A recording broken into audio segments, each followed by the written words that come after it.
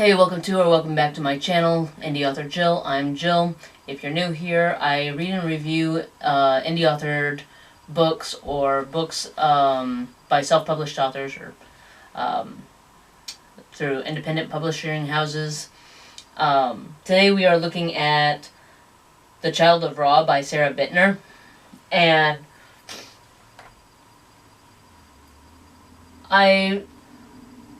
it was an interesting book. Like, I love the first chapter when you first meet, like, Saphira, because it's in the prologue, and the prologue tells you basically everything that you need to know about Saphira. Okay, she's quiet. She's a foreigner.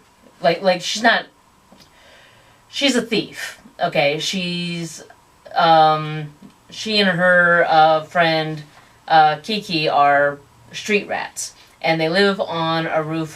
This one family allows them to live on their roof, as long as they don't, cause any trouble or whatever. And for the most part, they don't cause any trouble because they're both very fast, and they're both good at what they do. They can both steal very well, and they only steal what they need and no more.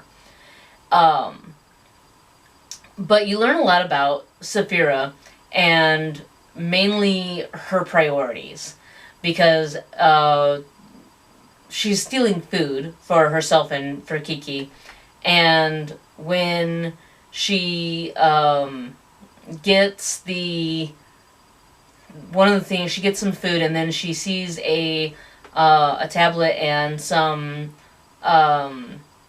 basically a hieroglyph practice paper that she can use to teach Kiki hieroglyphics and make him more potentially employable. She has a hard time getting employed because she's not from Egypt. She has very fair skin, she has blonde hair, and it's very obvious that she is not from Egypt. Although she has spent more time in Egypt than she has not in Egypt. So as far as some people who know her well are concerned, that's enough to make her Egyptian. But there's more. That's like 2 or 3 people in a city of thousands who completely disagree.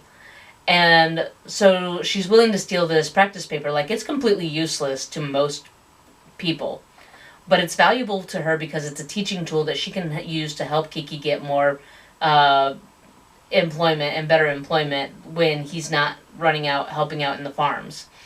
And so at one point when she's on her way home, a strange little storm crops up and steals the paper from her, the papyrus from her, and it like turns corners and goes down alleyways, and she's following it. She's even telling herself like she could just give up, but she refuses to give up because it's a tool that's so vitally important to her to be able to improve Kiki's chances of success later in life. And so, like I said, you get a sense of her priorities, you get a sense of what's important to her, and you also get a really good sense of what kind of a person she is, that she's not a bad person. And the people that do say that they see in her a good heart, and like she herself can't see it, but you can see it even in the prologue. And then it fast forwards to 10 years later, and that is kind of annoying because in the prologue, she and Kiki are both given these powerful amulets, and they're not told what they are, they're not told how to use them, they're not told anything about them. All they're told is, do not lose them, or this woman who can control snakes is going to come and get you. And Saphira's afraid of the snakes, because it's not like just a snake or two, it's like hundreds of snakes pouring in on her. So she was like, yeah, I don't want that, I will keep it safe, I will not lose it, do not smite me down, I will take care of it, I promise. 10 years later, we meet Ramses, the crown prince and the pharaoh's firstborn son. And I understand that parents who seemingly despise their children is kind of a thing in some of these adventure books, but, like, it's annoying to me. Because, like, I'm with Ramses, like, with Sapphira, her parents just abandoned her. Her father just left her. And Ramses, whose father doesn't even consider him a son, even though he's the crown prince and chosen by the gods to be the next pharaoh, is like, how could a father abandon their kid? Like, never mind that your dad is metaphorically abandoning you. And he quickly finds out, like, at one point, the priest comes to the pharaoh and says, hey, there's 3 amulets in the world, and they're gonna save the world, but also Egypt, and we've got to find those amulets and find who they match to, and, like, something special is supposed to happen. And immediately, he calls for not the crown prince, but another son, his favorite son, from a different woman. And the two of them run to the treasury to find the amulet, and to find one or all 3 of these amulets. And naturally, spoilers, there are going to be some spoilers in this. Ramses is chosen, the crown prince, once again chosen by the gods, because the pharaohs believe that the firstborn child of the queen, the firstborn male child of the queen, is who the gods have chosen as the next pharaoh. And of course the pharaoh has his other, concubines or whatever, but Ramses being the firstborn is considered him being chosen by the gods to be the next pharaoh. For some reason, the pharaoh is more favored towards his son, who is born of one of his concubines, rather than the son of the queen. And so when they're in the tomb, Ramses shows up and they ask him, what is he doing here? And he says, well, the gods told me to come to the tomb room. To the treasury room. And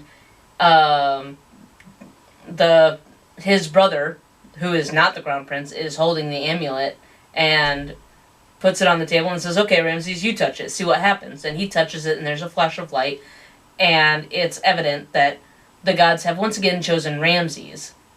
And his father turns to the priest and says, okay, well, where's the other 2 amulets? Surely one of them matches my son.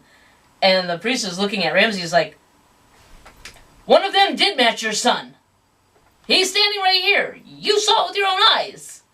And I don't feel like any of this is really giving much away as far as who's chosen, because it says right on the back of the book that Sapphira and Kiki and Ramses are chosen to save the world. And what I think is really done well is how the powers are discovered, because they're still trying to figure out, like, Sapphira points out to Ramses, we've had these amulets for 10 years, and nothing has happened. So, how are we supposed to believe they have powers? And so the 3 of them start just trying things to figure out what the powers are, and how they figure out those powers is quite fascinating, and I enjoyed that, and I especially enjoyed Sapphira's character arc as she went through this, and how she slowly learns to trust Ramses, and starts telling him about her past and how her father had abandoned her, and what her life with her father had been like prior to ending up as a street rat in Egypt, because she wasn't born here.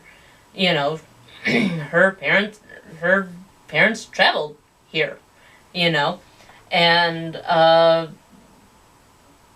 somewhere along the line, they just said, okay, done with that, and faded away and didn't collect their child in their departure.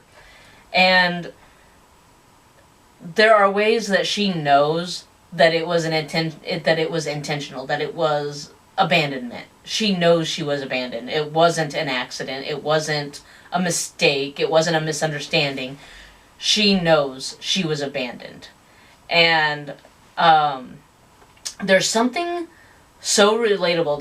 There's a quote she says to Ramses when Ramses is telling her stealing is wrong and you don't have to steal anymore. I'm going to take care of you. Like, he is willing to give her food in trade for some service, and the service that he wants is some kind of training and tips that he can't get from a formal training that he can't get in the palace. So she gives him those tips and they trade. She'll teach him if he'll keep feeding her and Kiki. And so he tells her, you don't have to steal. You can just teach me and I will give you food and I will take care of you. And they get into kind of an argument about this at one point. And he asks her, why is it so hard for you to rely on me? And she very quietly tells him, I don't think it's a good idea to rely on anyone. And I related so strongly to that statement because a great example, tonight, it is Tuesday, it is 2 days before Thanksgiving. On Thanksgiving Day, I will be getting up in the morning and driving a few towns over to Johnson City to take part in the turkey trot. My stepdaughter, my son-in-law, and their 5 youngest kids are going to be there, and they are going to be running in the turkey trot as well. The packet pickup to get your shirt and all your goodies and everything was today and tomorrow. So I had to work until 5 today. I have to work until 5 tomorrow. So there was really only 1 or 2 days I can go and pick them up. Now, my stepdaughter likes me. She cares about me. She does this every year. She goes to and does this, she and her family do the turkey trot every single year. She knew the pickup was today.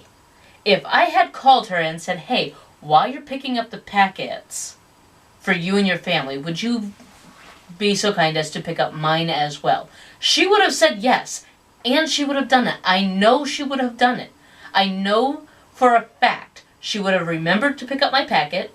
I know she would have remembered to grab it. I know she would have remembered to bring it with her to the meeting spot on Thursday morning, and she would have handed it to me. I could have gone into, there's a McDonald's near the starting race. They also have porta potties available. I could have gone to any one of those places and changed into my shirt and my running bib, no problem. It would not have been an issue. But for the life of me, I could not do that. I could not bring myself to pick up the phone and say, hey, would you be willing to pick up my packet for me? And I'll just grab it from you when we meet on Thursday morning. I could not get myself to rely on somebody else who was more than willing and more than reliable enough to do it. I could not rely on them. I could not make myself take that step. So I drove from my workplace almost an hour right after work to get to the packet pickup location. Got there an hour before they closed.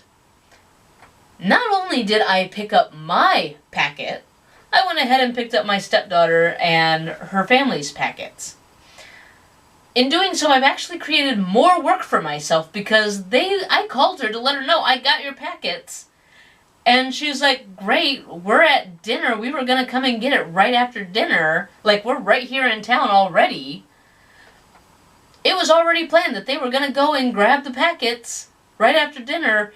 It was not out of their way. But now, in order to make sure that they get their packets, because trying to change 3 kids between the ages of 6 and 17, or 5 kids between the ages of 6 and 17, plus the 2 adults, before the race starts in porta potties or public bathrooms or whatever, is going to be too chaotic. So it would be easier just for them to have picked it up, taken it home, put their shirts on at home, and then come to the race. But now, instead, I have agreed to now that I've picked up the packets for them, I have now put myself in a position where I now have to go leave work at 5 tomorrow, drive an hour to their place to drop them off after work before I can come back home and rest for the night and get some sleep before the next morning when I have to drive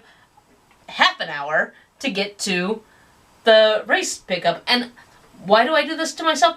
I don't know.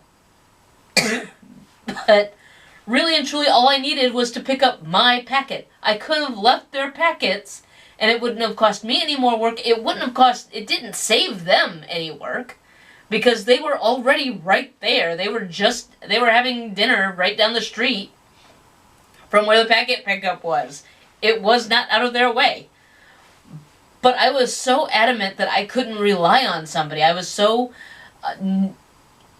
unable to allow myself to rely on somebody else to help me out and take a little bit of burden off my plate, that not only did I do it myself, but then I added more onto my plate by deciding I'm going to do something nice and pick up their packet for them as well. So instead of just coming home and relaxing tomorrow night, I get to take an hour drive. And honestly, I'm not mad about it. I enjoy seeing the grandkids. I enjoy helping them out. Not a fan of driving. Like some people enjoy driving. I don't mind driving. I will drive when I have to. But Saphira is very, I feel like there's a lot of people that can relate to Saphira's statement of, I don't feel like it's a good idea to rely on anyone. And it, just hits so hard. And it was so well done.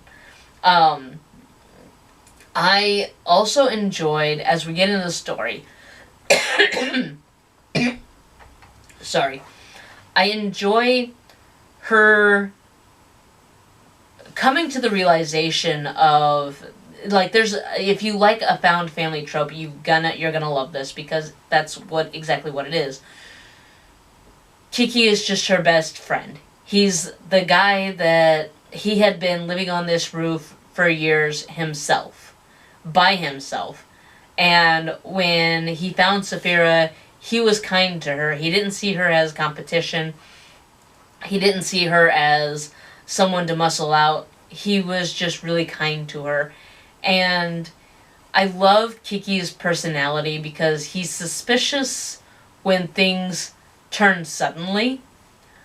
But for the most part, he has this very bright-eyed, tomorrow's always another day.